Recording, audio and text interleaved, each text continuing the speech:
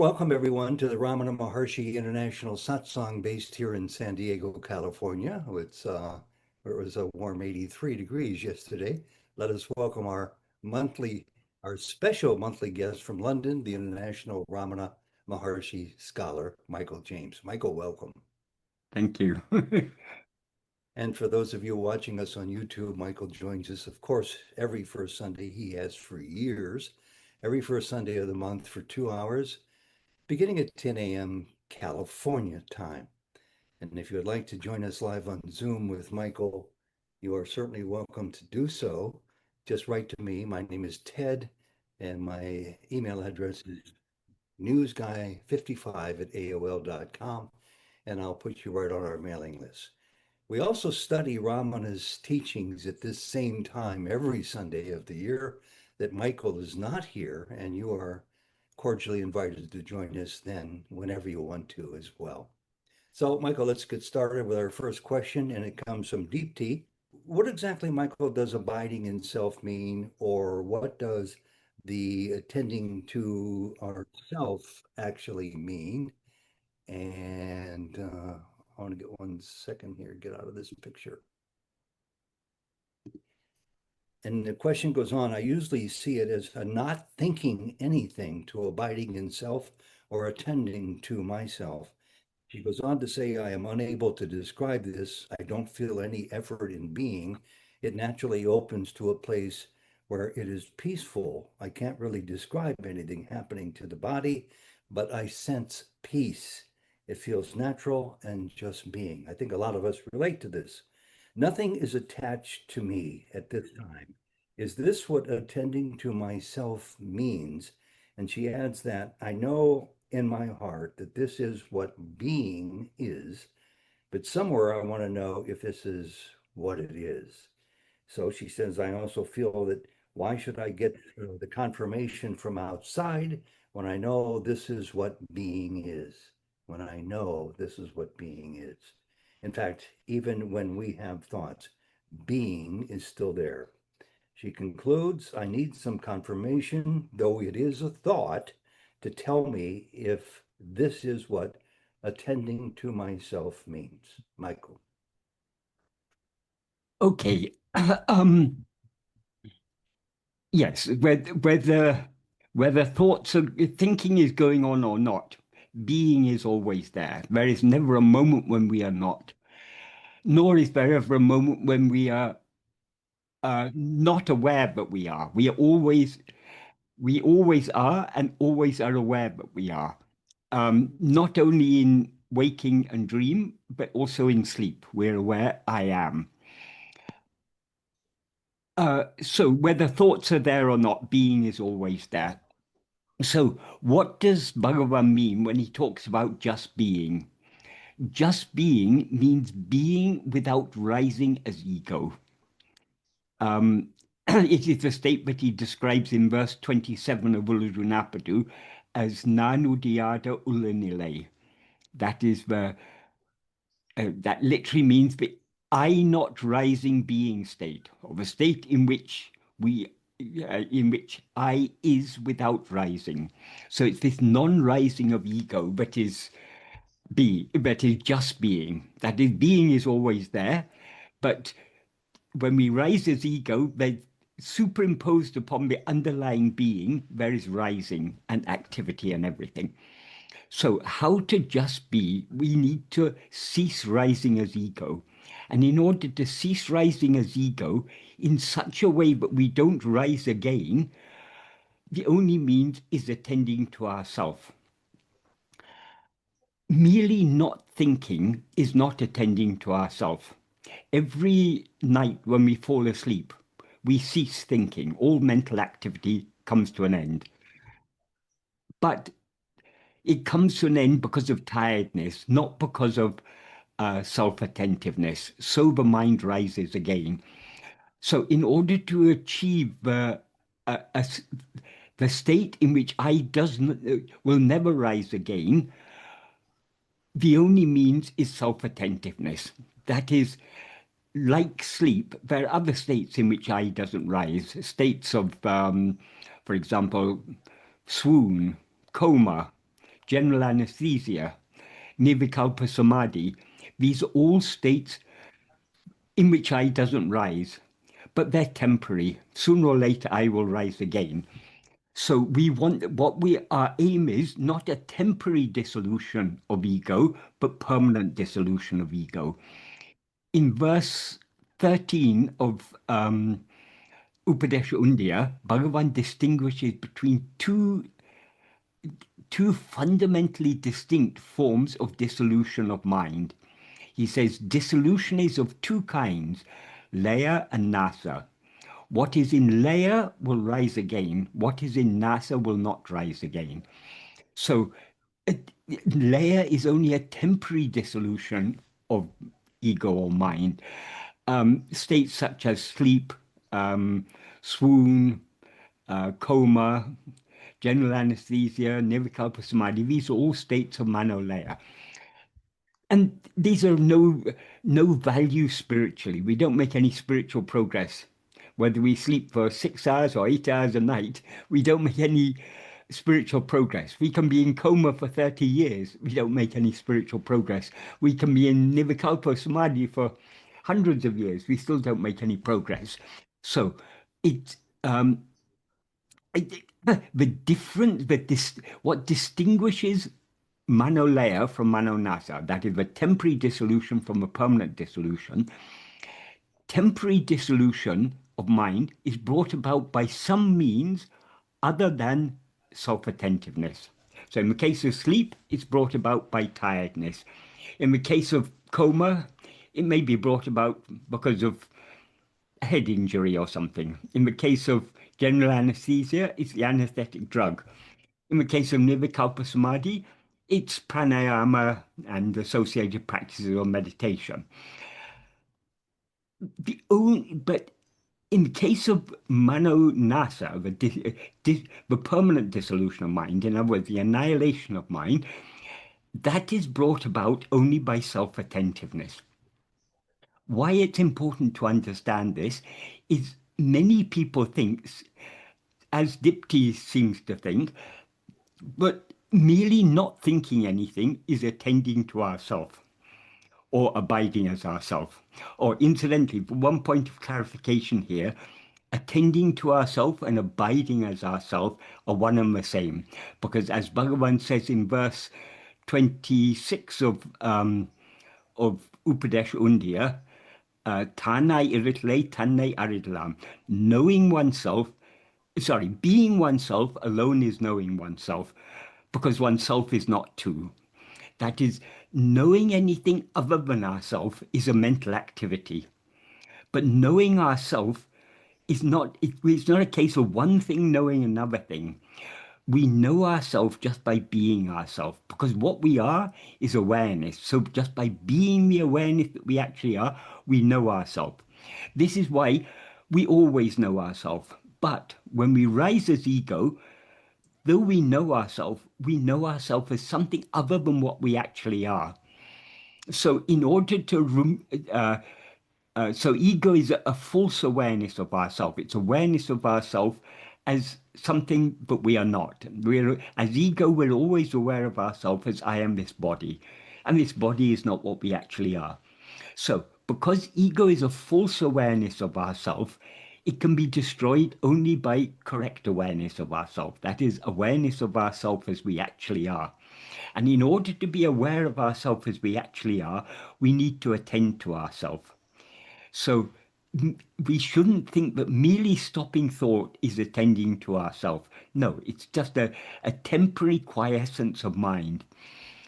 Attending to ourselves means exactly what it says, attending to ourselves.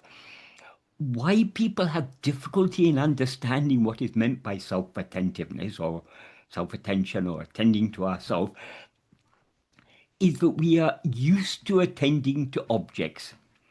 If you want to do nama japa, repeat the name of Bhagavan's name, repeat Ramana, Ramana, Ramana, that name is an object. It's something we understand what it means to attend to an object. if you want to attend to meditate on the form of Bhagavan, again, it's something that we recognize as an object, something we can fix our attention on.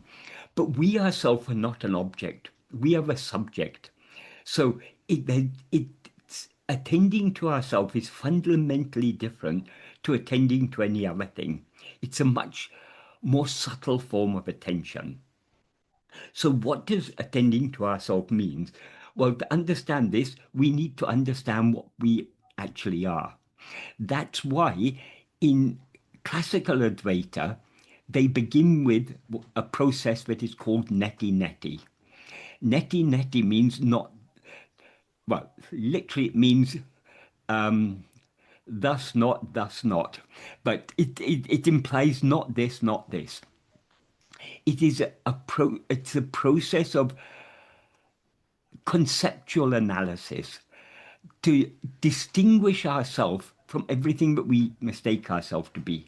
Now we seem to be this body, but is this body what we actually are? It cannot be. Because if this body were what we actually are, we couldn't be aware of ourselves without being aware of this body. But we're aware of this body only in the waking state. In dream, we're aware of some other body as if it's ourself. So clearly neither of these bodies are what we actually are. But in both waking and dream, though the bodies are different, the mind is essentially the same. So is the mind what we actually are? No, because mind appears in waking and dream, it disappears in sleep. But in the absence of the mind or ego in sleep, we don't cease to exist. We continue to exist. We continue to be aware of our own being. That is, in sleep, we are not aware of anything, but we are aware. And being aware entails being aware, being self-aware, being aware of ourselves, being aware of our own being. In other words, in sleep, we're aware I am, but we're not aware of anything other than ourselves. I am is obviously not an object, so it's not a matter of being aware of something, it's just a matter of being aware.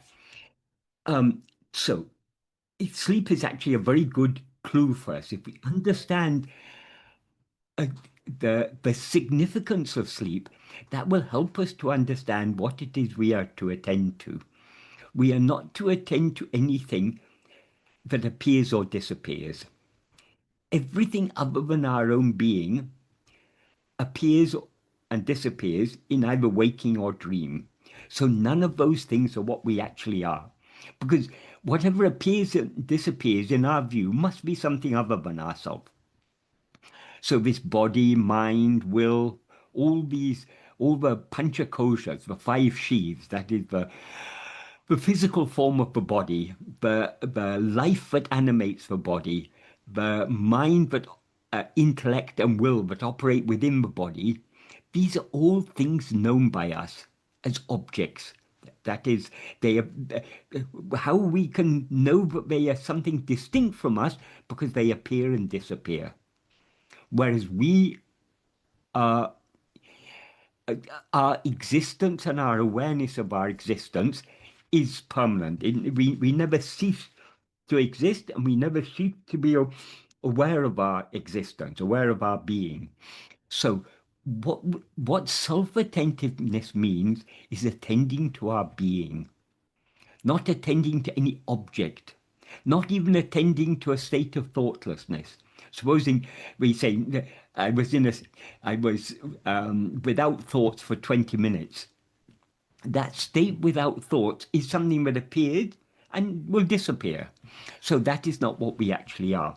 What we actually are is what is shining, whether other things appear or disappear. All other things appear and disappear in sleep. Yet one thing that continues throughout all the three states is our fundamental awareness, I am. So that is what we have to attend to. We are all clearly aware, I am. Now we conflate this awareness, I am, the awareness of our being, with this body and mind, and we mistake these things to be ourselves. That's why this process of neti neti, this analysis is necessary in order to understand that none of these things are what we actually are. But many people make the mistake of thinking that Neti Neti is the practice itself. It is not the practice. It's a necessary prerequisite. Because if we don't understand what we are, when we're asked to attend to ourselves, we'll be attending to something that we mistake to be ourselves, but is not ourselves. So what we actually are is just a fundamental awareness of being. I am. That is what we need to attend to. That is what we actually are. So what we're attending to is not something other than ourselves, attending only to ourselves. So we are not concerned about whether thoughts come or go, because thoughts are some things other than ourselves. All we are concerned about is attending to ourselves. To the extent to which we attend to ourselves, our attention is thereby withdrawn from all other things. And thoughts cannot rise without us knowing them, without us attending to them. So all thoughts will cease when we are self-attentive. But merely bringing about the cessation of thought is not self-attentiveness. That is, uh, um, uh, being free of thoughts is an effect of self-attentiveness, but it cannot bring about self-attentiveness. It cannot cause self-attentiveness. Self-attentiveness means exactly what it says. We need to attend to ourselves. This is the definition that Bhagavan gave of Atma-vichara in the 16th paragraph of Nana. He says, in Tamil, he says, Sada kalamum manate atmavil vetirupdikutan atma-vicharam and drupaya. That is, the name Atma-vichara is only for always keeping the mind on oneself. Saying the name is only for, that means it's a way of defining what it is. So what Atma-vichara actually is keeping our mind fixed on ourselves. Keeping our mind fixed on ourselves means keeping our attention fixed on ourselves. So it's very important to think about this carefully and understand what is meant by self-attentiveness. Otherwise, whatever we're doing is something other than self-attentiveness. And as I said, self-attentiveness and self-abidance are one and the same, because to the extent to which we attend to ourselves, we as ego thereby subside. And where do we subside? We subside back into our being. So attending to other things, anything other than ourselves, entails rising. Without rising as ego, we don't know anything know any other thing. But when we attend to ourselves, we subside back into our own being. So this is something that Bhagavan has made clear, that, as far as I'm aware, has not been made clear in any of the ancient texts on Advaita, or any spiritual texts, as far as I know. Nobody has made it as clear as Bhagavan has. What is the nature of ego? Ego cannot exist for a moment without grasping form, as Bhagavan puts it in verse 25 of Uludunaptu.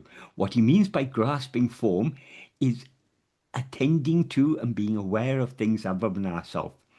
So the first form we grasp is the form of a body, not just the physical form of a body, but the whole bundle of the physical form of the body, the life, the mind, the intellect, and the will. These five, the so-called panchakosha, or five sheaths. This is the first form we identify with. In other words, whenever we rise as ego, we experience ourselves as I am this person. The person consists of what? Person consists of a physical body, the life that animates that body, and the mind, intellect, and will that operate within it. So that is that is what we always mistake ourselves to be when we rise as ego. So throughout the waking and dream states, we experience ourselves as if we are a person consisting of these five sheaths. And having grasped the form of this person, this body, as I, we don't stop with that. But we are constantly feeding on other forms. And that's why Bhagavan says about ego in verse 25 of Ulirunapadu, grasping form, it comes into being. Grasping form, it stands. Stands means it endures. Grasping and feeding on forms, it flourishes abundantly. Leaving form, it grasps form. So the very nature of ego is to grasp things other than itself. Grasp forms. Forms means any object or phenomena is a form. Whether physical or mental or whatever it is, all are forms. All phenomena are forms of one kind or another. So the mind the ego cannot come into being or endure, or stand as Bhagavan puts it, or feed itself and flourish without constantly attending to things other than itself. But if ego attends to itself, it subsides and dissolves back into its source. That's what Bhagavan points out in that verse, how he expresses it in that verse is, there's a sentence, Tedinal autem pidicum. That literally means when seeking, it takes flight.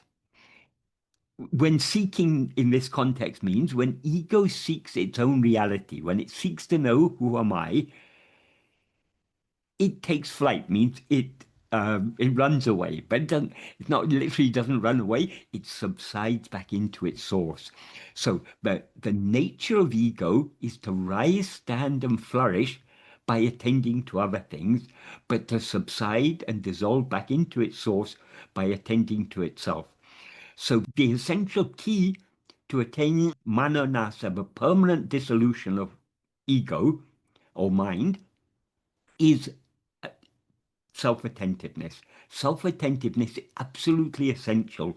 There is no other way in which we can eradicate ego. Why? Because ego is a false awareness of ourself.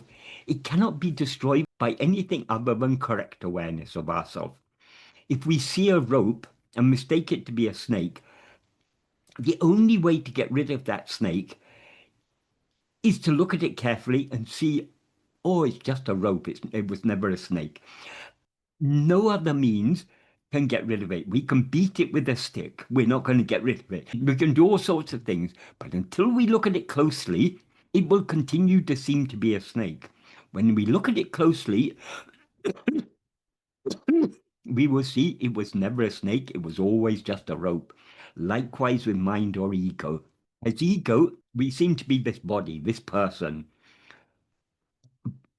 But if we look at ourselves keenly enough, we'll see what we actually are is just pure awareness. And thereby, with full awareness, I am this body, will be destroyed forever. So, Dipti, is it clear what I said? Did you understand what I was, the distinction I was pointing out between attending to ourself and merely being without thoughts? Namaskaram, Michael. Thank you so much Namaskar. for the answer. Um, so when I was asking the question, what I meant was like, um, when I try to abide as a self, um, I'm not holding on to something like an object or something, right? No, I can't even describe like because there is nothing to hold. I can clearly feel like there I'm is something to abiding hold. You're to to hold the on to self, right? yourself. Yes. Yes, but while I was holding as a self, while I was being as a self, Mm. the thoughts appear as well as disappear. All the self does is like it just allows whatever comes, but it's still I still feel like I'm holding on to the self, but at the same time I'm attentive to see the thoughts passing by, right? No, But no. there So the the fact that you're aware of the appearance and disappearance of thoughts means your attention is not wholly on yourself. That is but how is it being. possible to be as a self um when with the the thoughts are naturally appearing and disappearing, right? How do I hold on to the self while they are appearing? That is my question. Okay, let me give an analogy. Supposing you're traveling on a busy commuter train. Mhm. You know your stop is 10 stops ahead. So while you're traveling, you're reading a book or you're reading something on your phone, something very interesting. So many things are happening around you. People are getting off the train, getting on the train. Some people are talking loudly. Some people are barging to get past and everything. If you're really interested in what you're reading, you won't notice any of that. If if your attention is only half on what you're reading, you'll then notice that people are passing by and everything. So our aim in self-attentiveness is to keep our attention fixed on ourselves so keenly but we don't notice the rising and subsiding of thoughts. If we don't notice the rising and subsiding of thoughts, thoughts will not rise and subside because thoughts cannot rise without us attending to them. Because what we call the rising of thoughts is nothing but the appearance of thoughts in our awareness. And we're aware of them because we are allowing our attention to be diverted away towards them. So, I'm not saying that you should expect to be completely free of thoughts. That doesn't matter. The point is, we need to be intent on attending to ourselves.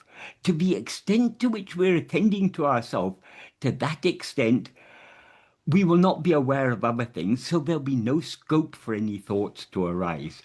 So we are not just to watch. I mean, this is another mistake people make. They think if they're just watching thoughts and detached, well, there's no such thing as watching thoughts in a detached manner, because the very watching is itself a attachment. That is, the thoughts don't rise of their own accord. They rise because of our interest in them, because we attend to them. So this is why attention is so, so important. Bhagavan sometimes used to say, it's all a matter of attention. Our bondage is caused by our attending to things other than ourselves. Our liberation will be caused by attending only to ourselves, to our own being. So we need to understand very clearly what is meant, what is it that we have to attend to? When it said we have to attend to ourselves, we have to fix our mind on ourselves. We need to understand what that means. And we should be wholly focused on that and unconcerned. Let thoughts appear or disappear. In the sixth paragraph of Nana, Bhagavan says, what does it matter however many thoughts arise? Literally, it means however many thoughts arise, so what? We shouldn't be concerned about them. As and when each thought arises, what do we need to do? That is the very fact that a thought arises. That means we've become aware of something other than ourselves. Our attention has been diverted away from ourselves towards that thought. So we have to divert our attention away from the thought back to ourselves. That's what Bhagavan calls investigating to whom. That is, whatever may appear, to whom does it appear? It appears to me. Bhagavan isn't asking us to ask the question to whom, he's asking us to investigate to whom. Investigate to whom means turning our attention away from whatever has appeared back towards ourself, the one to whom it has appeared. And one more thing, you say it naturally opens to a place where it is peaceful. I can't describe anything happening, but I sense peace. It feels natural and just being. That is, the nature of ego is to always hold on to things other than itself. So if we try to hold on to ourselves, for its very survival, or for our very survival, we as ego will always be trying to grasp something other than ourselves. This inclination to grasp other things are what are called Vishaya vasanas. So the more we attend to ourselves, the more the vasanas will rise with great vigor. That is, we'll feel strong inclination to attend to anything other than ourselves. So self-attentiveness is not possible without effort. If we feel we're in an effortless state, we have just lulled ourselves into a state of mental quiescence. That state of mental quiescence is not going to destroy ego. So ego doesn't rebel against it. It's very happy to remain in a nice, quiet state. But as soon as we try to attend to ourselves, all our inclinations to hold on to other things will rise with great force, and our attention will keep on slipping away, and we keep on having to bring it back. This is the nature of it. So we shouldn't think that it's going to be an effortless state. It's an actionless state, because attending to ourself, well, attending to anything other than ourself is a mental activity. Attending to ourself is a cessation of mental activity. So it's not, I'm not saying that self-attentiveness is an active state, but it's a state, it requires effort to hold on to that. But it's like if you're if you're swimming in a river, the river is flowing downstream. If you want to go swim upstream, it requires effort because you're swimming against the current. So the current of the mind, the natural flow of the mind, is outwards towards objects or phenomena. When we're holding on to self-attentiveness, it's like swimming against the current. It requires effort. But with perseverance and with persistent practice, we gain the strength to hold on to our being, to be as we actually are, to just be. But effort is required up till the very end. Effort ceases only when ego ceases. So we shouldn't think that if we're in a nice, calm, peaceful state, but that's self-attentiveness. No, if we're really attending to ourselves, we have to make effort to hold on to ourselves. We have to make effort to just be without rising, in other words. And how to be without rising? Only by holding on to self-attentiveness. Thank you so much, Michael. Yes. If I can ask one follow-up question. Yes, certainly. So, so I understand that part, right? But if, like you mentioned, like Mano Leya is like Yes, when you are in the deep sleep, yes, where you are abiding as a self, but mm, that is a temporary state. But in yes, the waking state, I won't sleep, right? Like in the waking state, I have to, like for example, I'm attending this meeting, and yes, for even able to ask you a question, I have to go outside of myself. Like I'm asking a question, I'm sending an email, and I asked you, and you are replying to me. right, Is right. that not like, you are attending out other than Yes, yourself yes. while you Okay, are answering I my understand question? exactly what you're saying. Yes. Um, that is, even when we're aware of other things, even when we're typing an email or having a conversation or attending a business meeting or whatever it is, we never cease to be aware of our own being. But though we're always aware of our own being, because of our interest in other things, our attention is wholly on the conversation or the office meeting or the email or whatever it is. We neglect our own being. In fact, throughout the waking and dream state, normally our attention is so much on other things, though we always know we are, we neglect it. We don't pay any heed to our being. So what we are trying to do is to hold on to our being, at least to some extent. At first it will seem but but our attention is divided. But I mean, part of our attention is on ourselves, part of our attention is on whatever else we need to do. That's how it will seem at first. But if we go deep in this practice, we will begin to find all the activities that we need to engage in will happen automatically if we're holding on to self-attentiveness, because as that is our whole life, everything that we are to experience in this life is all preordained. That is what is called prarabdha. the fate or destiny. So whatever we're to experience in this life is preordained. What job we're going to have, how many children we're going to have, who we're going to marry, who our parents are, who our children are, all these things, it's already predetermined.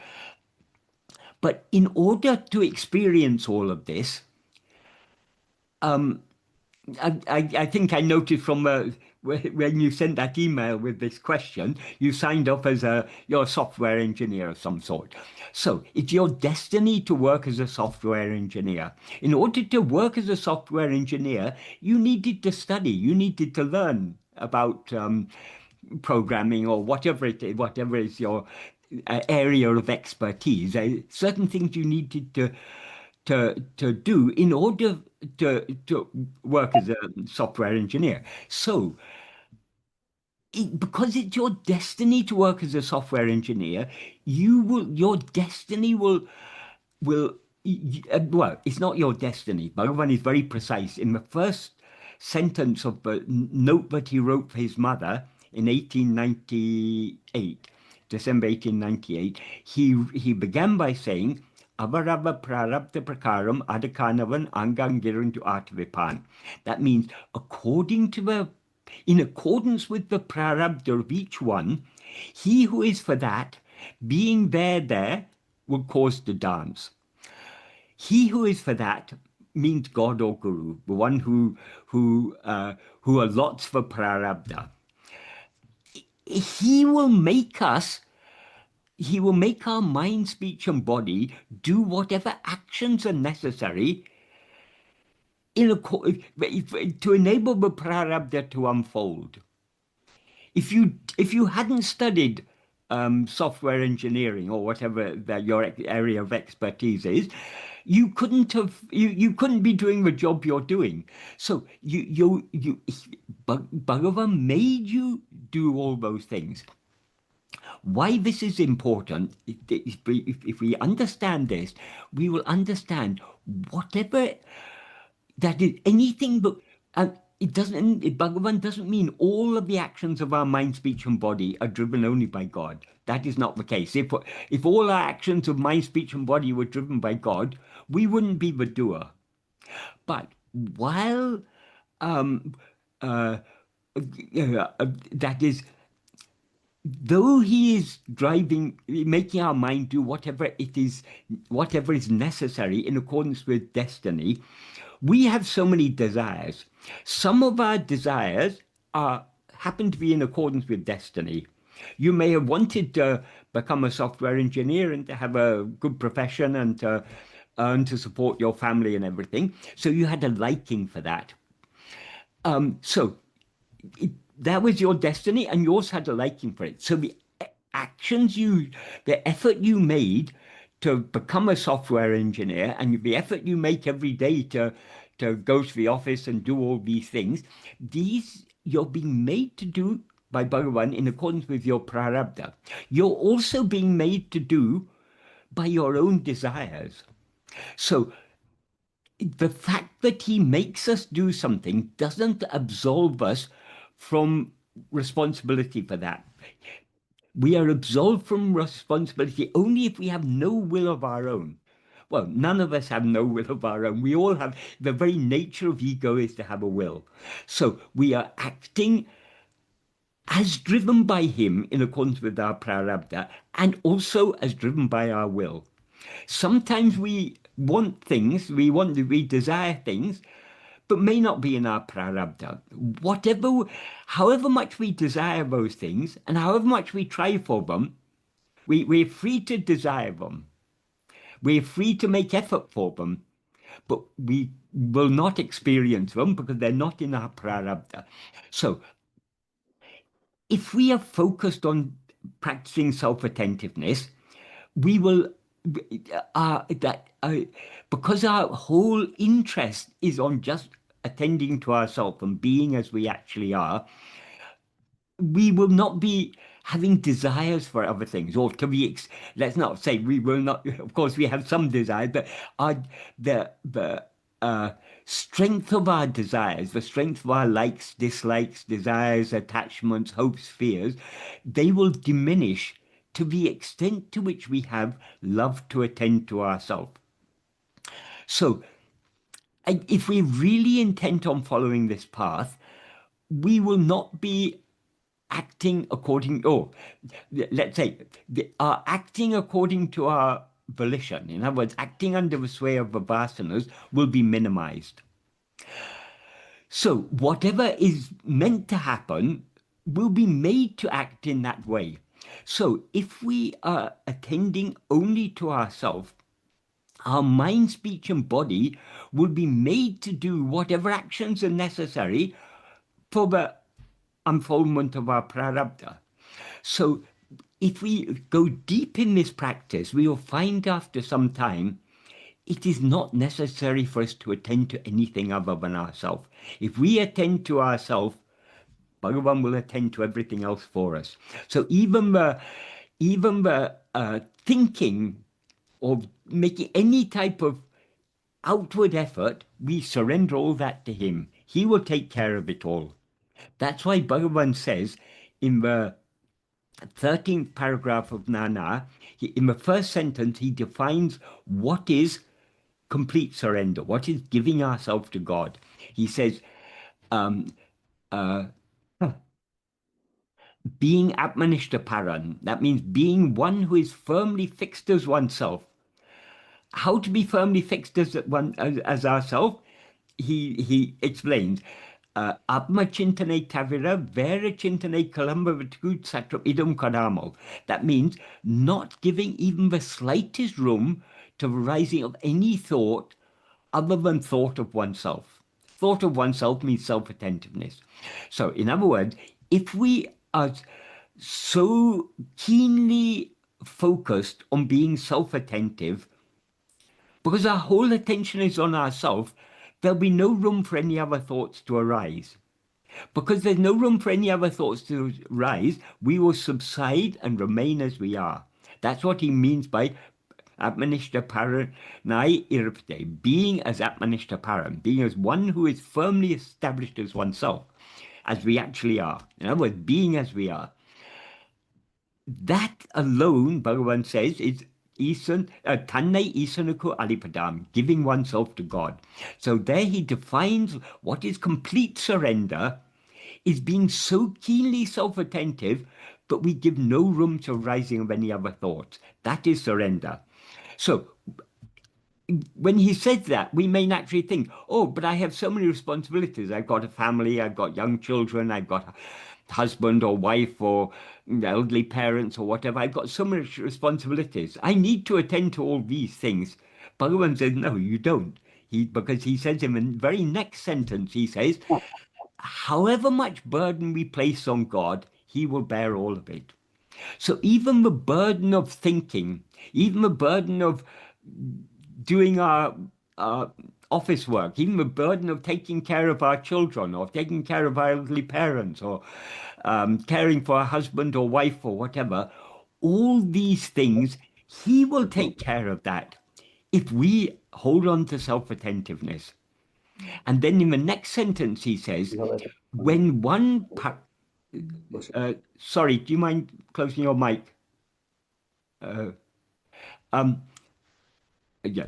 So in the next sentence he says, when one Parameshwara Shakti, one divine ruling power, is supreme divine ruling power, is driving all karyas. All karyas in this context means everything that ought to happen and everything that needs to happen, everything we ought to do, everything we need to do, he's driving all that. He will make it all happen. So when such is the case, why should we, instead of yielding ourselves to it, be constantly thinking it's necessary to do like this, it's necessary to do like that? And then he gives to illustrate what he means, he gives the analogy of a passenger traveling on a train. When we're traveling on a train, the train is not only carrying us, it's carrying all our luggage, and it's carrying so many other people and all their luggage too.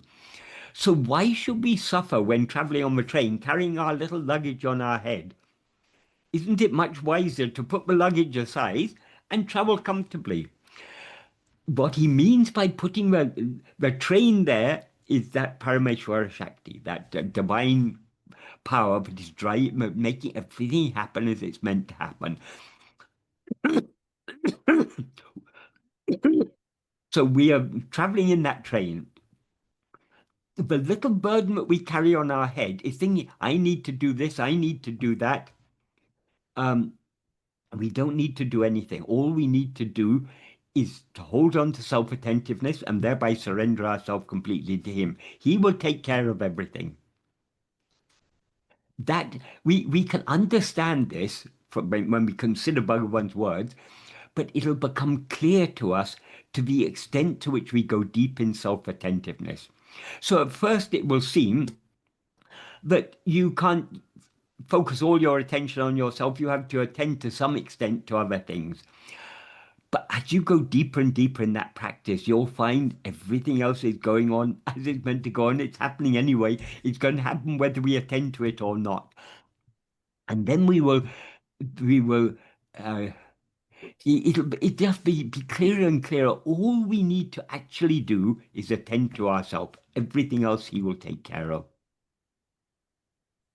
It is very beautiful, Michael. So surrendering completely to Bhagavan is meaning like we need to attend as much as we can To ourselves, with yes. ourselves. It's Yes. a total surrender, right? That That is is the total meaning of the surrender. surrender. Yeah. Vika says, part one of her question, when doing the practice of self-inquiry, one reaches the point of realizing that ego does not exist and that the seeker vanishes. Following this, there remains an intention to stay in that state of awareness. Also, it appears that there is a seeker still trying to reach another state. That is, that the seeking shifts from one point to another point, as the doer is still persisting and as one still remains identified as an entity. Is this correct? She asks. Is this the right direction of self-inquiry? And Michael, we're going to part B now, the second part. She says, while on the path of self-inquiry, one becomes aware of non-existence of ego, but the awareness of suffering, happiness, anger, anxiety, and various feelings still persist. It's been my question for a long time too. Identification with these brings suffering and or happiness. My observation has led to understanding that the thinker and thought only appear when thinking happens. Without thinking, the other two cannot appear. Every awareness, every awareness of such feelings, when accepted as one of the various happenings or events of life, brings oneness between the self and the event, which means only the event of happiness or sorrow exists, rather that to whom it appears, to whom it happens. This awareness brings about compassion and the urge to either be in happiness or to help the one suffering to reduce the effect of suffering. Also, such events are ever changing, like any other appearing things in life, so one must not cling to them. And she concludes, the experiencer becomes experience, eliminating thinker and thought. One realizes that these feelings are not permanent like all others, and hence need to only remain and aware of them rather than to being attached to them. Is this the correct approach towards looking at day-to-day events in life? That's a lot, Michael. Yeah, it's a lot, but it's the fundamental error is running there throughout all of these. That is in the very first sentence, Vikas says, when doing self-inquiry, one reaches the point of realizing that ego does not exist and that the seeker vanishes. If we reach that point, there's no, even to say one reaches that point, that is when ego ceases to exist, or when ego is seen to be non-existent, that is the very end. There's nothing beyond that. Everything that Vikas has written after that shows that he hasn't realized that ego does not exist. We can understand when we read Bhagavan's teachings that ego is not real. But to say that we have, so we may understand ego doesn't actually exist, but we haven't realized it. Who is the one who claims to have realized that ego doesn't exist? That I that says ego doesn't exist is itself the ego that is denying its own existence. So so long as we're aware of anything other than ourselves, we who are aware of those other things are ego. So there cannot, as Bhagavan says in verse 26 of Uludunapadu, if ego comes into being, everything comes into being. If ego is not, everything is not.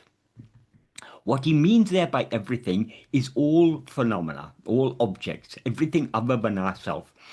So if ego has ceased to exist, there'll be no one left there to ask any question, and there'll be nothing to ask any questions about. Because when ego doesn't rise, what remains is what we actually are, which is Satchit, pure being awareness.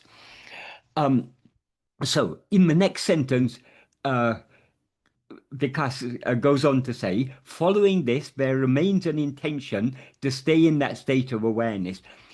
To whom is that intention? It's only ego that has that intention. So that clearly shows ego is still there. And then he goes on to say, also it appears that there is a seeker. Who is the seeker? The seeker is ego again. So still trying to reach another state. So so long as we rise as ego, we can never be satisfied. Whatever we experience will not satisfy us, because what we actually are is infinite happiness, infinite satisfaction. So nothing finite can be a substitute for that. So the very nature of ego is to be always dissatisfied. Whatever satisfaction we experience is very fleeting. If I desire some beautiful car or beautiful house, or if I desire for anything, when I get that thing, momentarily my desire is fulfilled.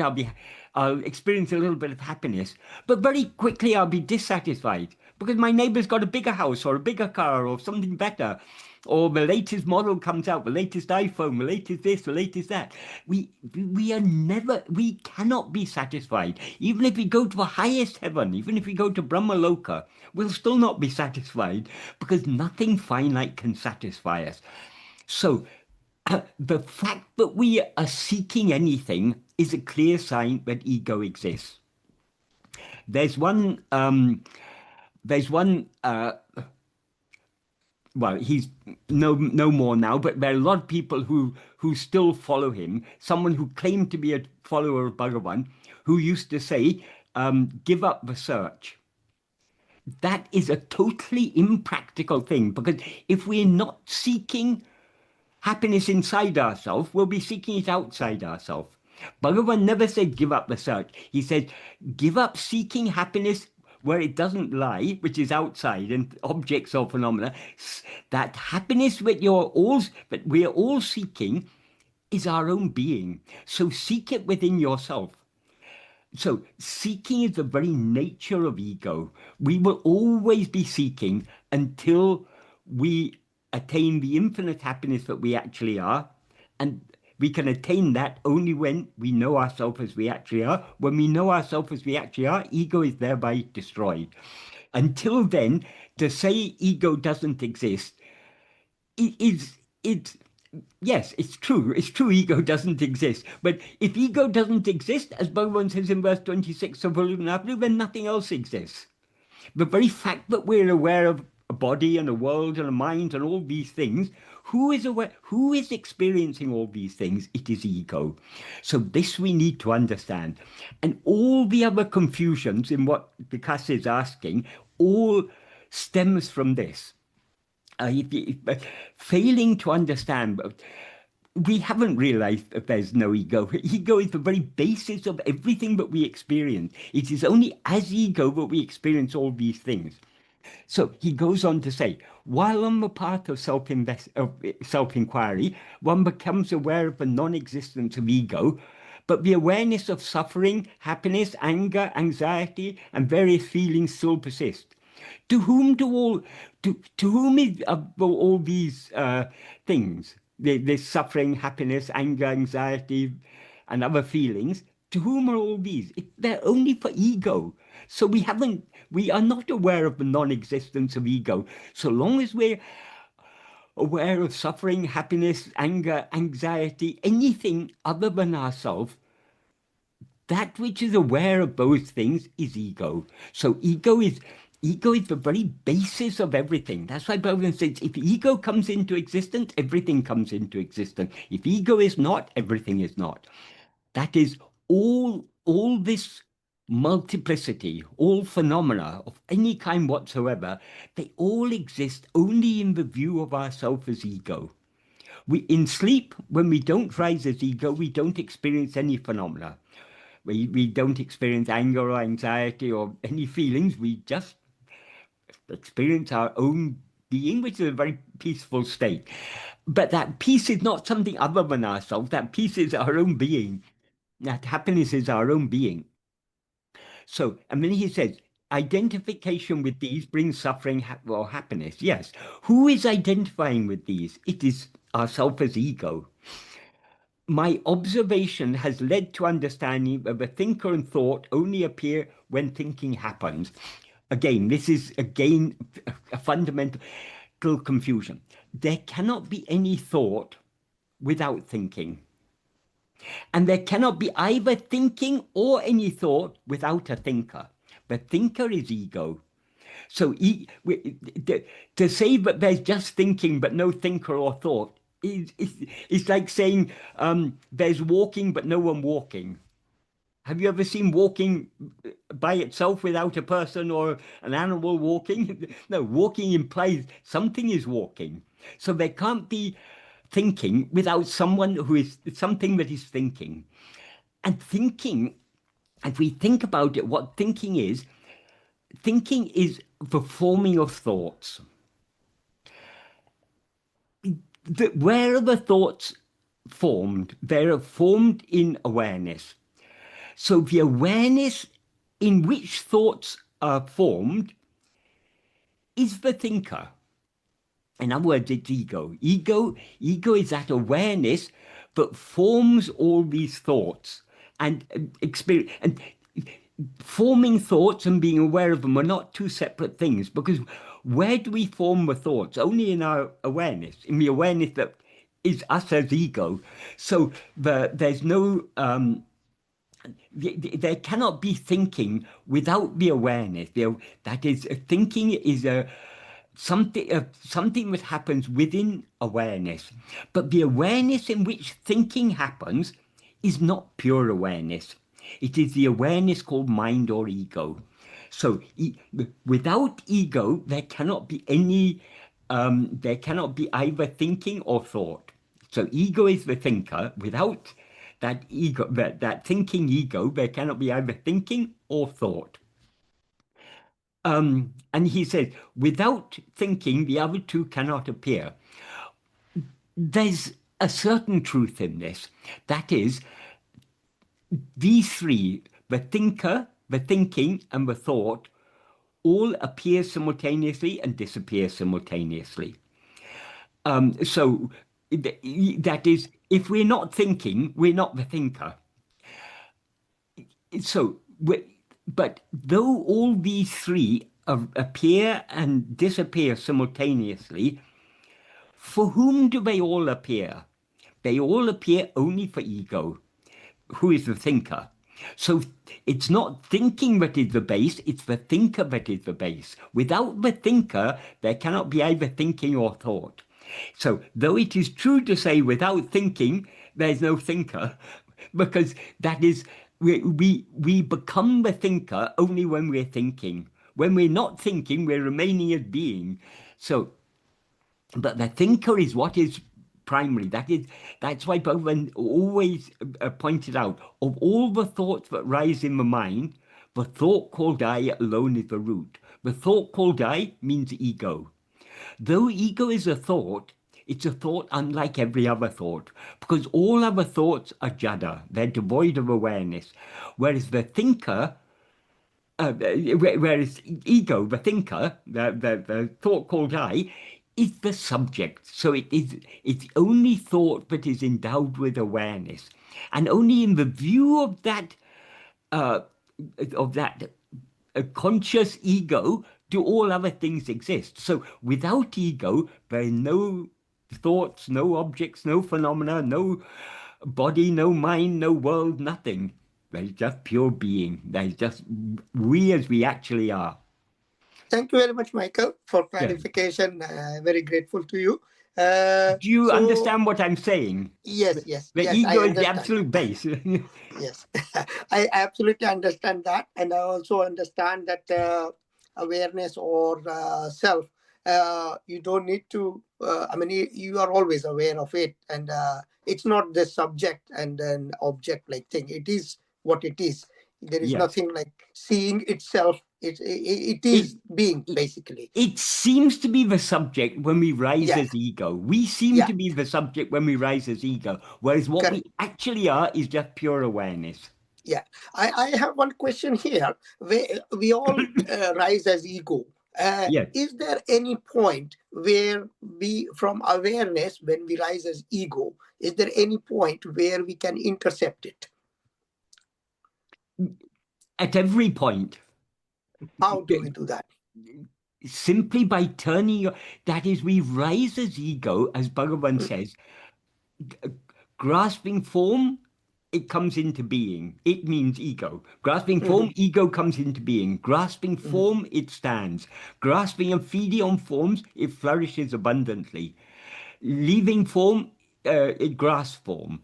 So the very nature of ego is grasping form. That means attending to things other than itself. But if ego turns its attention back on itself, Pedinal autem pidicum, by seeking its own reality, it thereby subsides. So we cannot rise, stand, or flourish as ego without constantly attending to things other than ourselves. But so we can cut off this rising of ego at any point, simply by turning our attention to ourselves, back to ourselves. To the extent to which we attend to ourselves, we thereby subside. And if we attend to ourselves keenly enough, we will dissolve forever back into the source from which we rose. Okay, there's another small question. Basically, you mentioned in the previous talk that everything happens as per the will of the Bhagavan, basically. But we see in around us lots of activities, bad things happening, like terrorist attacking and this and that things. So how do we identify, or are we able to identify that this is not the will of God or this is the will of God?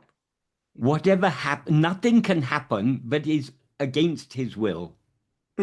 Because he is all-knowing. Because he's all-knowing, nothing can happen that he doesn't know. Okay. Because he's all-powerful, nothing that can happen that he doesn't allow to happen. And because he's all-loving, nothing can happen that is not for the good of all concerned. So we see all these things. We see the terrorist attack. We see the wars. We see the greed of people, the exploitation of people. We see all sorts of things. None of these things could happen if he didn't permit them to happen.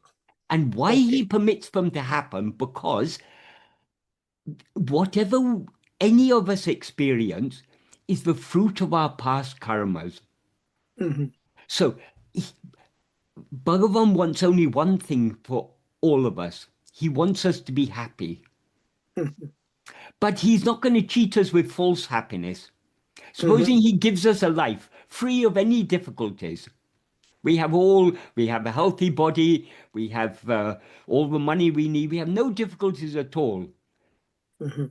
Is that going to satisfy us? No, No. we're still going to want more and more and more. So More. Yeah. any happiness other than the happiness of pure being is a false happiness. It's cheating us. It's cheating us. So Bhagavan isn't going to cheat us by just giving us. He's not even going to give us heaven. Mhm. Because, well, if we do good karmas, we may go to heaven, experience it for a while, but for how long? Only so long as by going to heaven, we're exhausting the the punya that we've earned Yeah. by doing Mhm. good action. So it's the happiness is not to be found in this way. Happiness is to be found only in the annihilation of ego. So Bhagavan Mhm. has one aim and one aim alone, the annihilation of our ego. So though we say, oh, these are terrible things, wars and famines and pandemics and cancer and heart disease and this and that, all these are bad things. This is samsara. This is the nature of this. Who is responsible? Is Bhagavan responsible for this? We are the ones who are responsible because we choose to rise as ego. We cling to this body and say, I am this body. Oh, I've got cancer. Oh, I'm sick. Oh, um, I've lost my loved ones. Oh, I'm getting old. And we're bringing all these troubles on ourselves. We cannot I blame. We cannot blame anyone else. If a terrorist blows a bomb up beside us and we get injured, who are we to blame? It's not the fault of that terrorist. It's our fault for clinging to this body, taking this eh, body to be I. So what we take as good and bad is not what Bhagavan considers good and bad. That's why in the Gita, Krishna says, you, when Arjuna is reluctant to fight because his grandfather and his guru and so many other dear relatives are on the other side, he doesn't want to fight and kill them. Krishna says, they're killed already. Those who are destined to die are going to die. And he says, the, um, the, for those who are born, death is certain. Those who die, birth is certain. Why to worry about these things? So all these God, what we people say, oh, the problem of evil. How can you justify the existence? How can you say God exists when there's so much evil in the world? God is not the cause of the evil, but He allows all these things to happen mhm. in order to wake us up to the fact that embodied existence is samsara. And Uh-huh. samsara is suffering. Even if you Yeah. go to Brahmaloka, it's still Mhm. samsara. It's still Suffer. Yeah. that Brahmaloka is not liberation. You're still Yeah. taking yourself. In order to live in Brahmaloka, you have to have some sort of a body. And so long as you have a Yeah. body, there are limitations and all Suffering. sorts of problems. So happiness lies only in annihilation of ego. And that is Bhagavan's sole aim. Okay. Thank Thank you, you. So, Vikas. so Thank you very much. Mhm. everything that is happening with the consent of Bhagavan. That doesn't mean that we are not responsible for our actions, because though nothing can happen against his will, our he's giving free rein to our will. That is, what is destined to happen, that is going to happen. What is not destined to happen is not going to happen. So we cannot experience anything, good or bad, what we call good or bad, that is not destined to happen. But we have so many desires, so many likes and dislikes.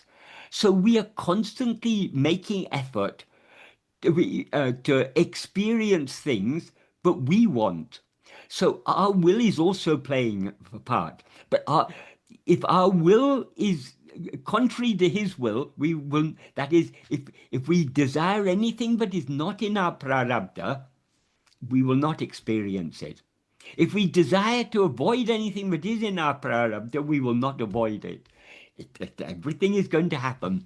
So ultimately, everything is going to happen, is happening according to His will. That doesn't mean that our will is not playing a part. It's because of our misuse of our will that we've got ourselves into this problem and that we're suffering so much.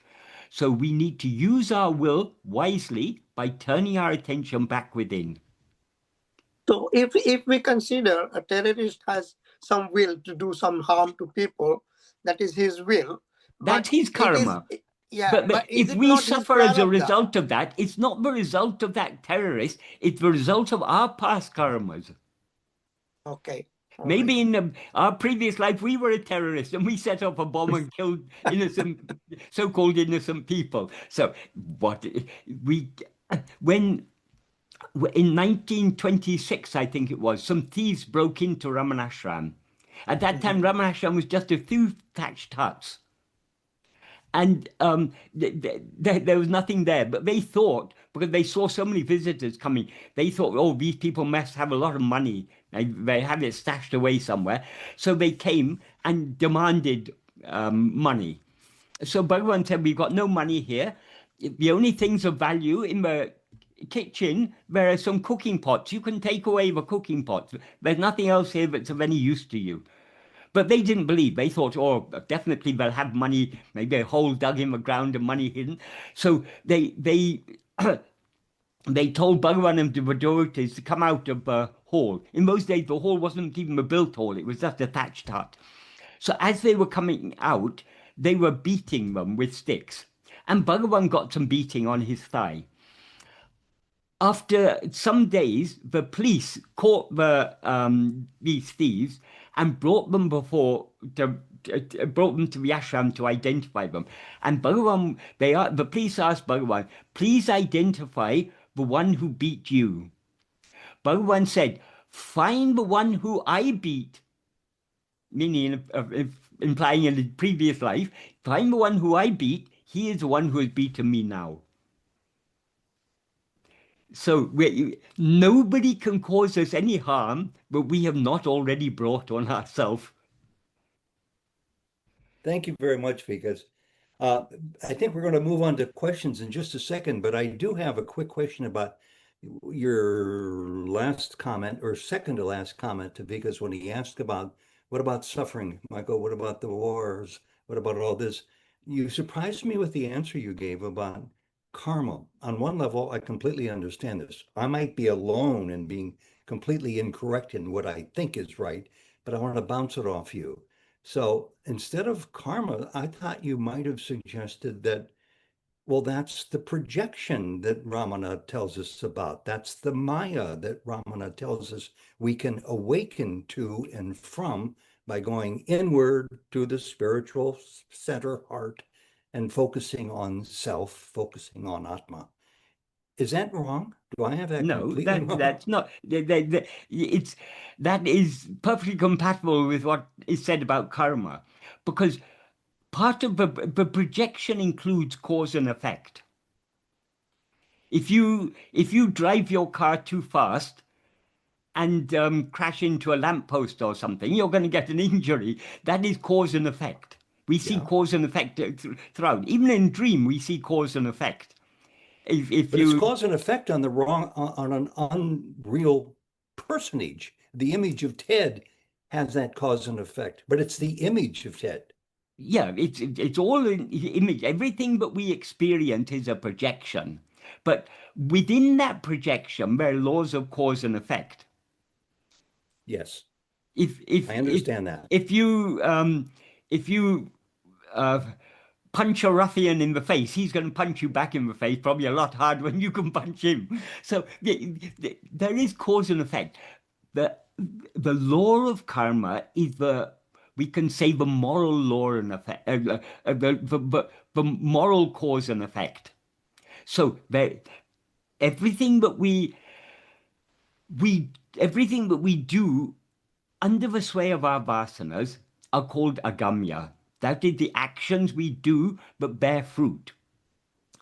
The fruit of whatever we experience is the fruit of what we have done in the past. But it's not a random selection of the fruit. We have done countless karmas in the past. In every life, we do many more karmas than we are able to experience the fruit. because we have many more desires than things we can experience. We may desire so many things, but in this life we can only experience a little. So we always, until we are advanced in spirituality, in the spiritual path, and are on the path of surrender, then the extent of our karma, of the fresh karma, will decrease, because our likes and dislikes and desires, attachments, these will decrease. But over the course of countless lives, we have done countless actions, and so we have built up a huge store of the fruit of our past actions, but we haven't yet experienced. That store is what is called sanchita. From sanchita, Bhagavan selects those karmas that will be most conducive to our spiritual development, and those are the fruit that we are given to experience in this lifetime as our destiny. So whatever we experience in this life is the fruit of our past karmas, but fruit that has been carefully selected by Bhagavan for our own spiritual advancement. What the fruit that is most conducive to our making progress in the spiritual path. But it's still of some value, as you teach over and over again in practicing self-inquiry, to go inward, stay as long as you can. That is it's not just of some value. That is the only way out of this. Because so long as we allow our attention to go outwards, we are doing more and more and more karma. But that's my point. Every movement of our every movement of our mind is a karma. And so we're constantly doing karma, except when we're attending to ourselves. So instead of waiting for all the vasanas to come up, which might take another 12 lifetimes in the perceived world, we don't have to wait for vasanas to come up. Vasanas, as Bhagavan said, vasanas rise in countless numbers like ocean waves. The whole of everything you've experienced from the moment Ted was born till now is nothing but a play of your vasanas. Mm-hmm. So we're not waiting for the vasanas. Vasanas are always rising. Yeah. But to avoid being carried away by these vasanas, we need to hold on to self-attentiveness. And thereby we cut the tree of karma. What is the root of the tree of karma? Who is the doer of the actions and the experiencer of the fruit? It's ego. So by cutting ego, we are cutting the very root of the tree. So when ego is destroyed, all karma comes to an end. And that happens by self-attentiveness, which Yes. is your... Only by self-attentiveness, not by any other means. Very, very good. Thank you. Thank you. I wanted to clear that up. I'm sure I'm the only one who thought that way. Yeah. Anyway, we're going to continue now with other people's questions. Thanks for the 2 questions you did answer. Melissa, if you're on the line still, you're in first place. Go ahead. Yes, hi. Thank you. Thank you, Michael, for being here to help us in this magnificent way. This is a fairly simple, small question. If ego comes into existence, then everything else comes into existence. So, of course, prior to ego, there is no thing, no phenomena in existence. Yes. And ego itself arises when pure awareness misidentifies itself with the body. No. Pure awareness is immutable. It's pure awareness is pure being. It never does anything. It never identifies itself with anything. Ego is neither pure awareness, nor is it the body. It, as Bhagavan says, it's a spurious entity that rises between the two of them, linking the two together. It borrows its being and its awareness from Satchit, from the pure being awareness. It borrows its form from a body, but it is neither. So That is why Bhagavan always emphasized ego doesn't actually exist. Though ego is the basis for everything else, if we investigate ourselves, just like if you look carefully at the snake, you'll see it's just a rope. If we Yeah, look yes, of carefully at course. ego, we'll see it is just pure awareness. And Yeah, when we see it pure awareness, we'll see there has never been any rising of ego. There's never been any rising of anything else.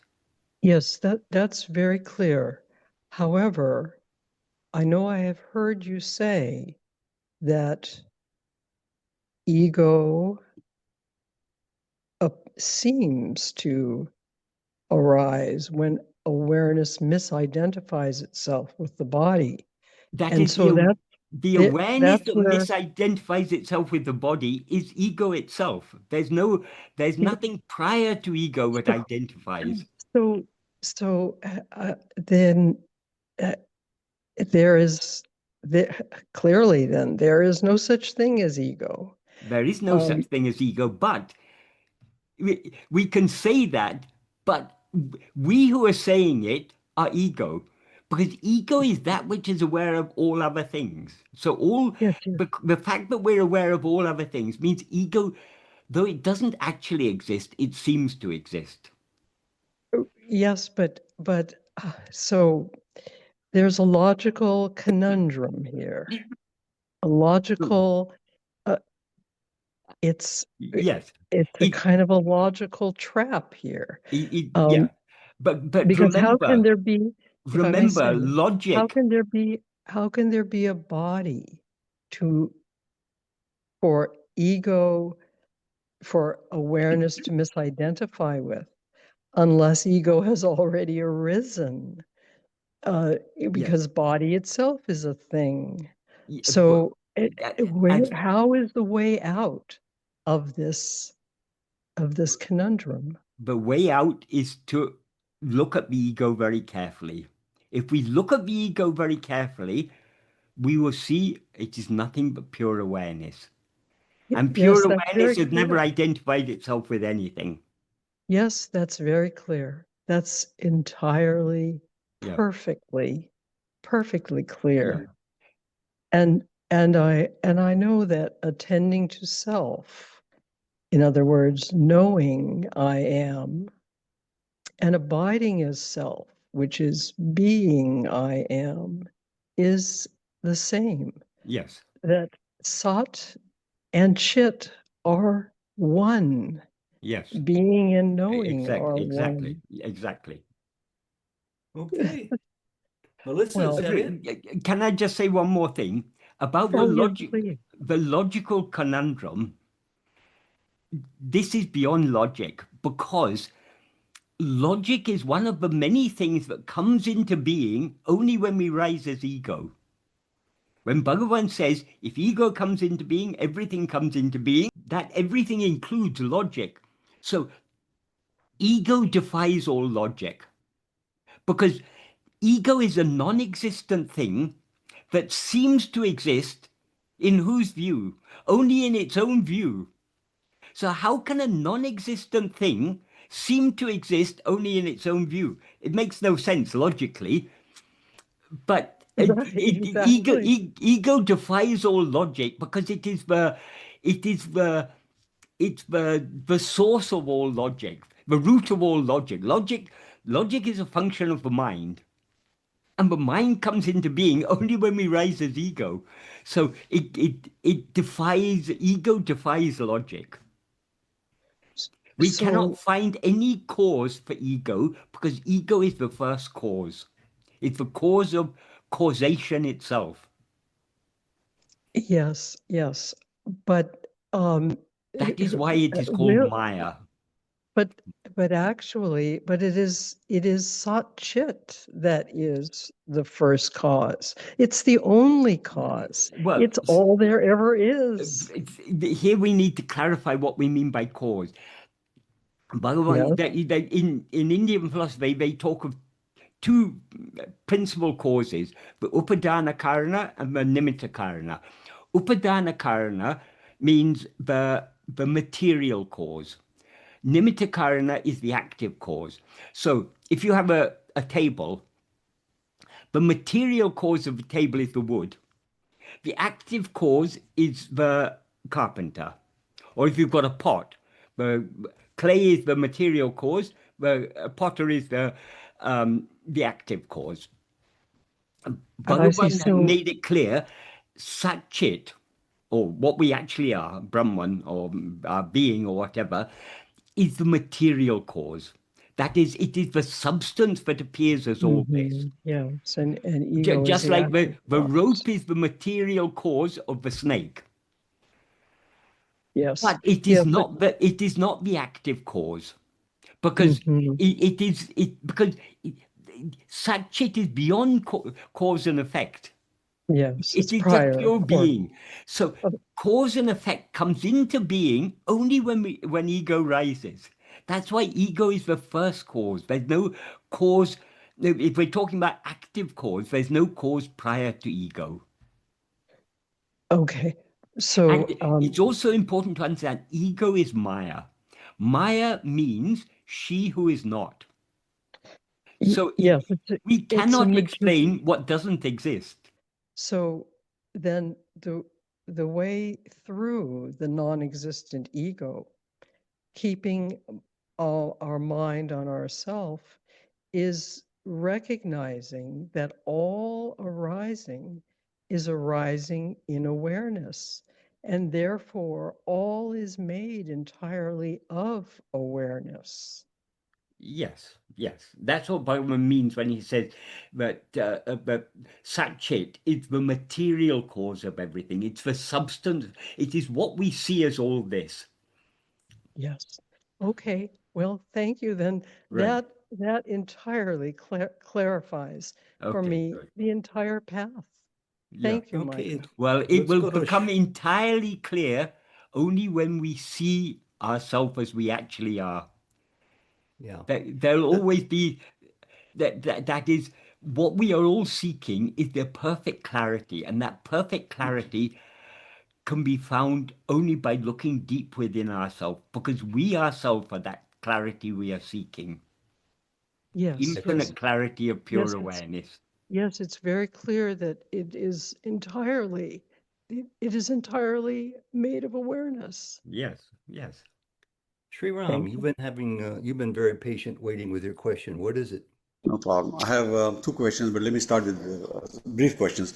Michael, you said that thoughts will interfere, thoughts come and go, thousands of thoughts will come. We just have to neglect them like passengers in a train, and we focus on the self. But in the beginning stage, when the thoughts are rather potent, can we use the thought to lead us to the self? Because each thought has an awareness behind it. So can we ask the knowingness or the existence beyond the thought when the thought comes? Can we use that as an instrument for self-attention? Yes, certainly. That is, it's, Bhagavan has given us a very, very valuable clue in the simple term, to whom. Because whatever appears, thought or world or whatever it is, nothing can appear without it appearing to something. So to whom does it appear? It appears to us as ego. So this Bhagavan didn't intend to whom to be a question. To whom indicates turning our attention away from what appears back towards ourself, the one to whom it appears. So Sadhu Om often said, we shouldn't take thoughts as the enemy. People often think in the spiritual path, they want to meditate, so want to be free of thoughts. Therefore, when thoughts arise, they're the enemy. We have to get rid of these thoughts. Sadhu Om said, that's the wrong attitude to take. Take every thought to be a reminder. No thought can rise without our being aware of it. So every thought should remind us of ourself as awareness. So whatever appears, to whom does it appear? We turn our attention back to ourselves. So rather than considering thoughts or anything to be our enemies. Take it all as our friend. Bhagavan sends these thoughts to remind us to attend to ourselves. If we take that attitude, then no thought is going to be an obstacle to us. Because the thought has come only to remind us to turn our attention back to ourselves. That's beautiful. And then the attention to back to yourself, just perfect understanding, is non-verbal recognition of the being or awareness, without words. Being right? or awareness means being which is awareness, and awareness which is being. They're one and the same. Right. The minute we attach words to it, then we are away from that. It's wordless. That is, we are all aware of our own being. We all know I am. Not the words I am, but what do the words I am refer to? They refer to our being. That we're all very clearly aware of. That is what we should attend to. I love that. Use the thoughts as your friends. Yes. That's beautiful. So one more quick question. Michael, you talked about prarabdha.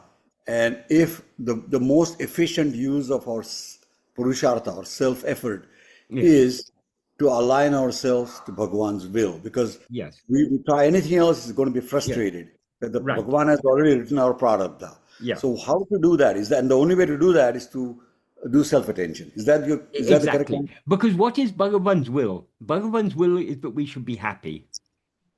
And how to be happy? The only way to be happy is to subside. And how to subside in such a way that we don't rise again? Only by self-attentiveness. So we are yielding, we are surrendering ourselves to Bhagavan's will by attending to ourselves. So that is the only legitimate use of self-effort. That's the only legitimate use. Yeah, that's how we should use our freedom of will and action. If we use our freedom of will and action in any other way, we are just perpetuating the problem. Right. Michael, you mentioned frequently that Bhagavan creates a bouquet of karmas for us to use this life for self-improvement. Yeah, that's not karmas, it's the fruits of karmas. Right. Is there a reference in Bhagavan's teachings? Because that's a very novel and beautiful thing that I've heard, but I've not. Is there a reference to that in Bhagavan's writings or poetry? Kartaragnya prapyade palam karma kim param karma tajyadam. Okay. Bhagavan says the very first verse of Upadeshundi or Upadeshasara, the karma giving fruit is according to the ordainment of God. Awesome. Thank you very much for Thank you, Michael. Right. Good questions. Before we get on to Jacques and Tina real quick, and I think we have time to do this, which is really good. And as moderator, and that is my role to keep track of time. I want to pick on one thing though. You just said Bhagavan's will is that we be happy. I still think of that, I'm sure incorrectly, as being Bhagavan outside of me. When I think of Bhagavan, I think of self, which is what I am. If Bhagavan were outside of you, his love for you would be partial. It would be partial. It wouldn't be a full love. The only love that is, as Bhagavan himself says, we all have greatest love for ourselves. That is just the nature of things. No one can deny it. We all love ourselves above all other things. So if Bhagavan knew us as something other than ourselves, his love for us would be partial. But Bhagavan doesn't see us as other than himself. He sees us as himself, so he loves us as himself. Okay. This is the real meaning of love thy neighbor as thyself. How can you love your neighbor as yourself unless you know your neighbor as yourself? So Bhagavan is a very embodiment of loving the neighbor as oneself, because for him there are no others. So he knows us as himself and he loves us as himself. So his love is infinite, without any limitations. And if we want to have infinite love for him, we need to love him as ourself. So long as we love him as something other than ourself, our love is divided between the love we have for ourselves, which will always be more, and the love that we have for him. Well, So if love is still divided within if we myself want because Purana Bhakti, full Bhakti, infinite Bhakti, we have to love him as ourself. yeah, I still have trouble, Michael, thinking of self as not being dualistic. My tendency is to think of self, the truth of who I am, is something outside of I know. myself. And this, we all have this susceptibility, and this susceptibility is perpetuated by this habit that people have of writing the self with a capital S. In Tamil and Sanskrit, there is no word that means the self. There's no definite article, and there's no capital letters. The term Atman in Sanskrit or Tan in Tamil means oneself. Good. Thank you. Thank So you. Bhagavan loves us as himself. He doesn't love us as the self, because the self sounds like something else. We need to love him as ourself, as our very being. Thanks for being patient with that question. Yes. Jacques, thank you for your patience. We've got time. Go ahead. Yeah, Michael, I would change register from maybe something a little more trivial, but it's piqued my curiosity. In a YouTube video, Kunju Swami says that as Bhagavan held his mother's hand, he put his hand over her heart when she was dying, and he would have said, Amma is going through different lokas. So in Hindu cosmologies, the 14 worlds, 7 above, 7 below, etc. Would Bhagavan be concerned about this, or would he have mentioned this because he's trying to appease his mother's beliefs that she may have had, or his close followers? Well, his mother at that time was, she was on her deathbed. She wouldn't have known any of these things. I've read different accounts. Some people say that Bhagavan said that she went through, that is in that short space of time, she went through the experiences of many lifetimes. So a speeded up, going through all the karmas. People have recorded so many things. I don't think any of us can understand what happened then, because it is the act of grace. And grace, as Bhagavan made clear, grace is our own being.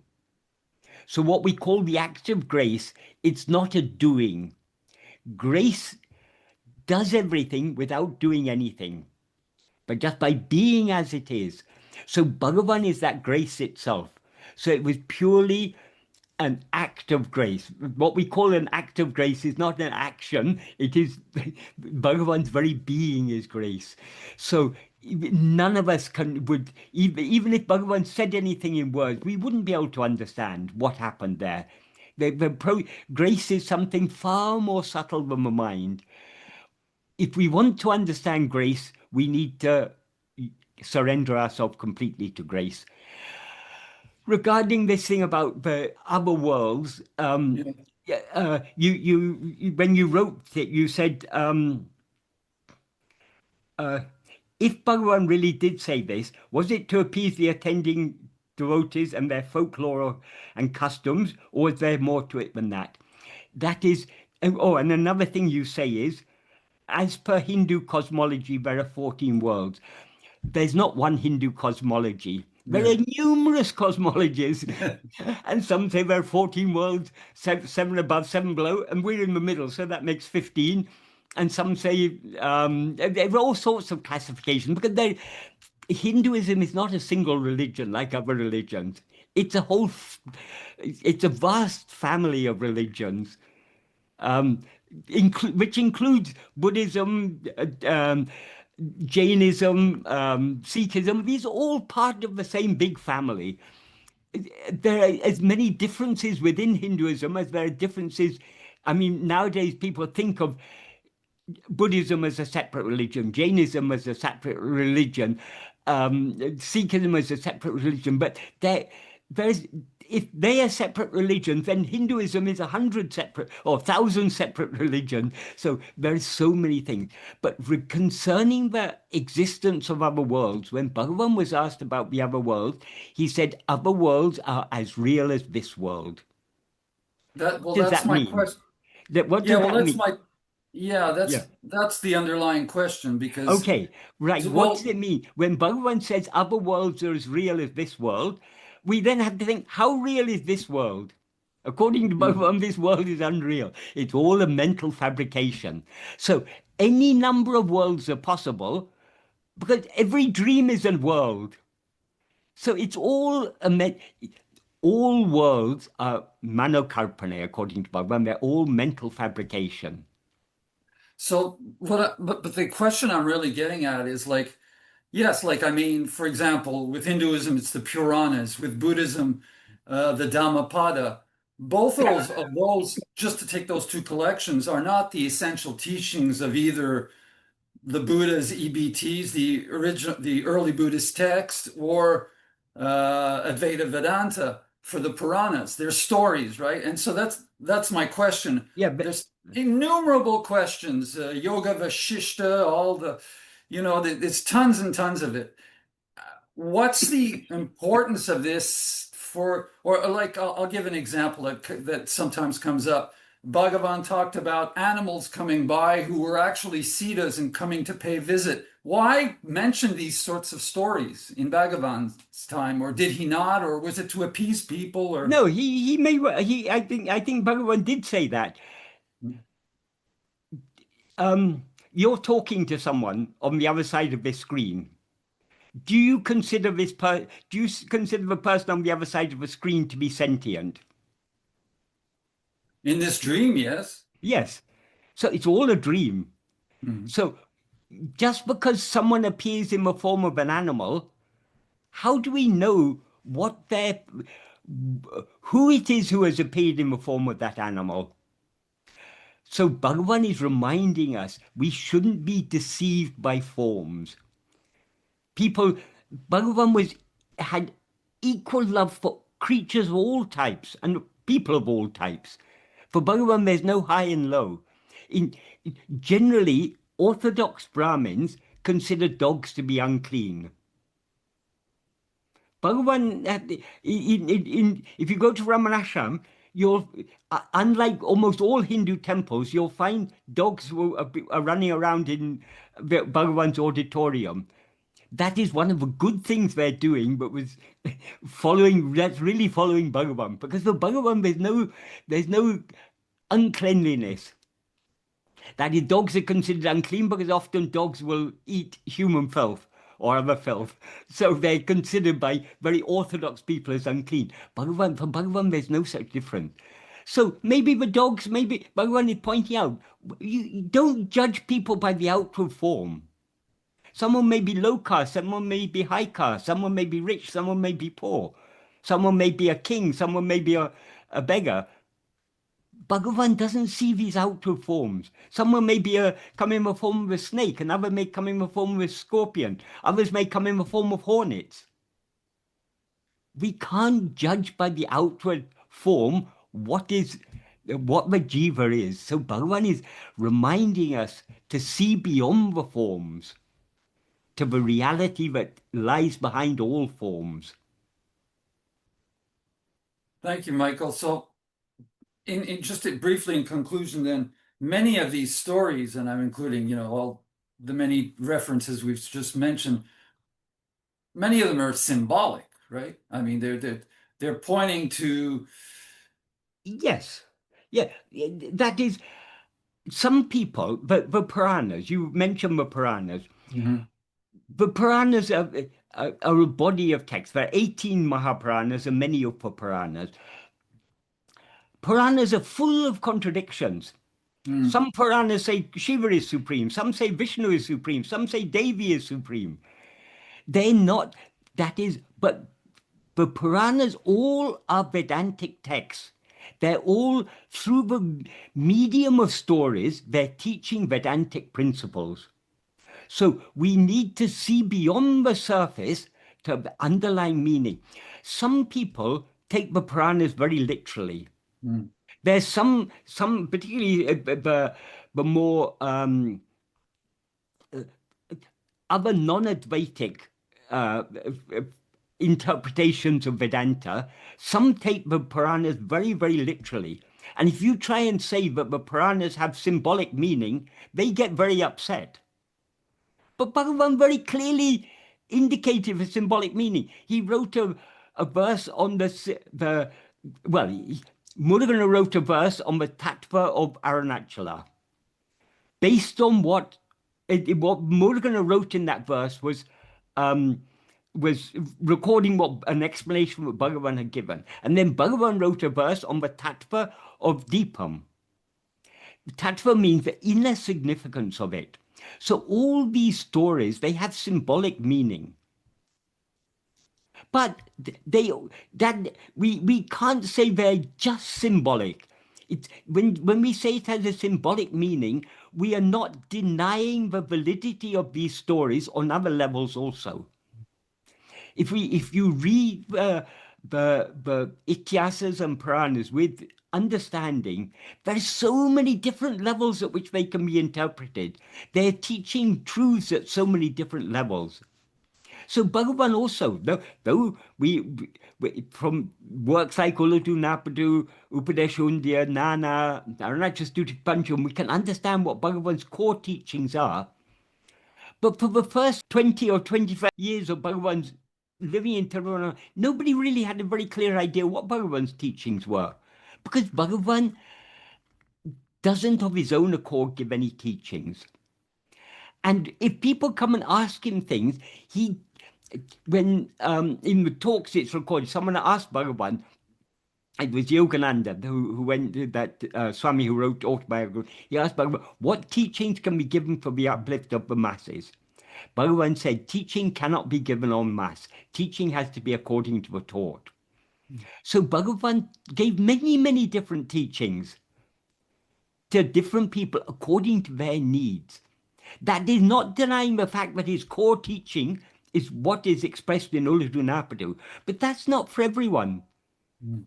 So he gave teachings at different levels suited to, but when he gives a teaching to someone at a more superficial level, someone who understands his his deeper teaching will see even under that, underlying that seemingly more superficial teaching, there's a deeper teaching also there. Yeah, that sums it up. Thank you, Michael. Yeah, but regarding all these stories of Bhagavan, very many stories of Bhagavan, unfortunately then we have to take all these stories with a pinch of salt because everyone sees Bhagavan through their own colored glasses. That is why we're all attracted to Bhagavan, why Bhagavan has this power of attraction over so many people, because we recognize in Bhagavan our own self. Our own self means what we actually are. But we all are seeing him through the colored glasses of our mind. So everyone, when I first came to Tiruvannamalai 50 years ago, 1976, there were still many, many people who had lived many years with Bhagavan. And sometimes if you will hear a story from one person, and if you mention that story to someone else, they'll say, no, it wasn't like that, it was like this. Both those people were there at the time it happened, two completely different views of it. Because everyone sees Bhagavan through their own colored glasses. Thank you, Michael. If you read Annamalai, just an example, if you read Annamalai Swami's reminiscences, it sounds like Bhagavan is so interested in all the buildings of the ashram. That is entirely a reflection of Annamalai Swami's interest.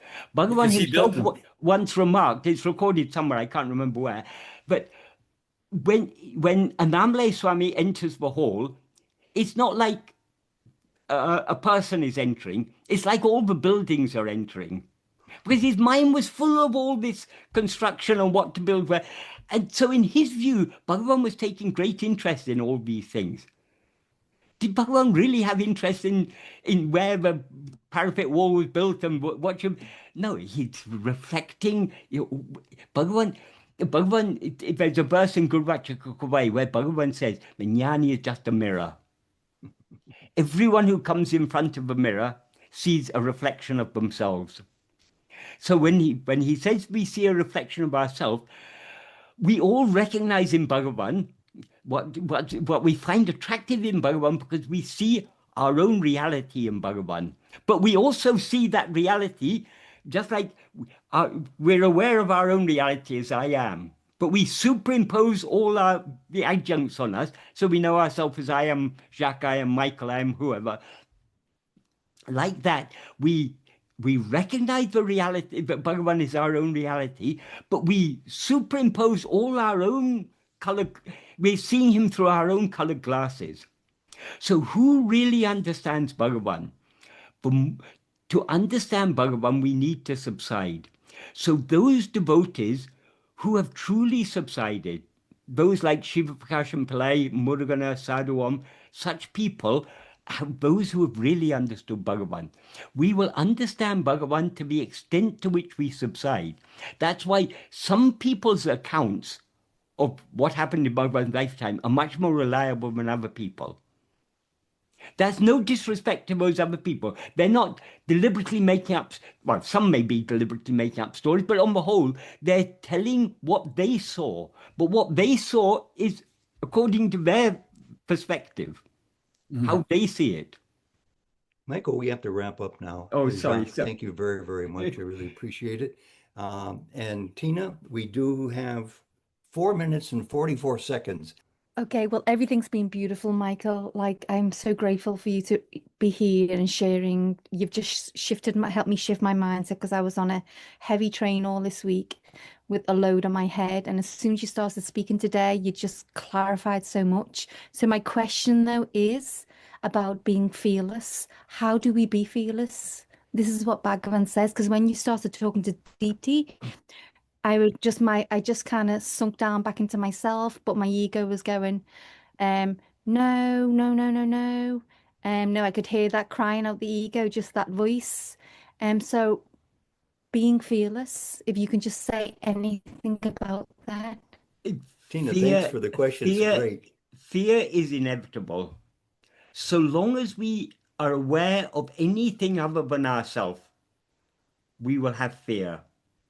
The state of fearlessness is the state of non-duality, the state of being one only without a second. We cannot, so long as we rise as ego, we limit ourselves as this body. We've got so many things to fear. We may just be crossing a road and be hit by a bus. At any moment, we may get a sudden heart attack or cerebral hemorrhage or something. I mean, for this body, like we take this life for granted, but it can come to an end. Or the life as we know it. Maybe the life doesn't come to an end, but this body can be maimed.